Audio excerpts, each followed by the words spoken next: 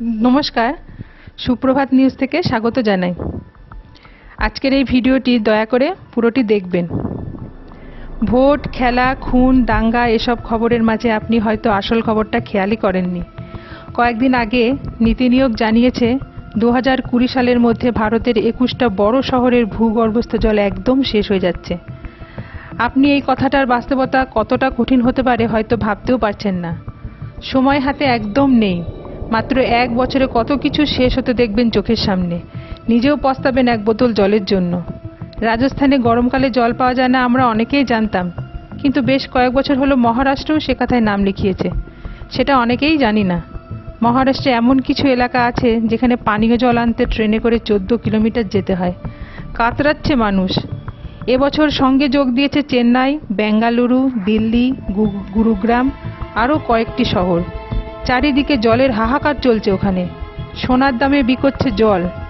নোংরা জলই খেয়ে থাকতে হচ্ছে। আগামী বছর বা আগামী কয়েক বছরে আমাদেরও একই হাল হবে।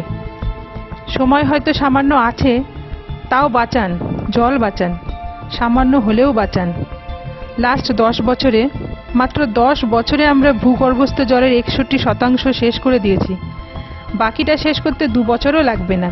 হয়তো আপনি ভাবছেন আপনার এলাকায় কিছু হবে না, কিন্তু আপনি জানেন না যে কোনো দিন আপনার জলের পাইপেও কালো জল আসতে শুরু করবে। তার 2-1 দিন পর জল আসাই বন্ধ হয়ে যাবে। নীতি আয়োগ বলছে ভারতের ইতিহাসে সবথেকে সংকটময় সময় এটা। রাজনীতি থেকে বেরিয়ে কোনো চ্যানেল এসব দেখাবে না, আর আপনি আমি ওসব ছ্যাঁচড়ামি দেখতে দেখতে জানতেও পারবো না কখন এক ফোঁটা জলের জন্য পস্তাতে হবে। আমি খুব ভালো করে জানি 1 বালতি জল একটি ব্যক্তির স্নানের জন্য যথেষ্ট।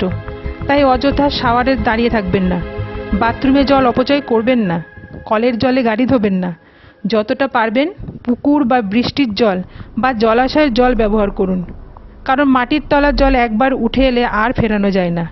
আবারও হাত জোর করে বলছি, পরবর্তী প্রজন্মকে বাঁচান, নিজেকে বাঁচান, জল বাঁচান। যে কোনো পোস্ট হাজারে হাজারে শেয়ার হয়। আজ এই মেসেজটা লাখে লাখে শেয়ার করে সবার কাছে পৌঁছান, সবাইকে সচেতন করুন।